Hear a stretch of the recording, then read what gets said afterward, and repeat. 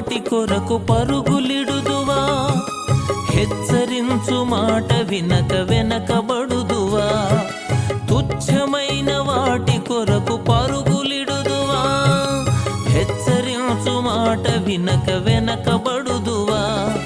రోషము గలవాడు నీ దేవుడు, క్రమము లేని సేవను సహించడు. నమ్మకత్వముతో పని చేస్తే దీవిస్తాడు, నమ్మకత్వముతో పని చేస్తే దీవిస్తాడు.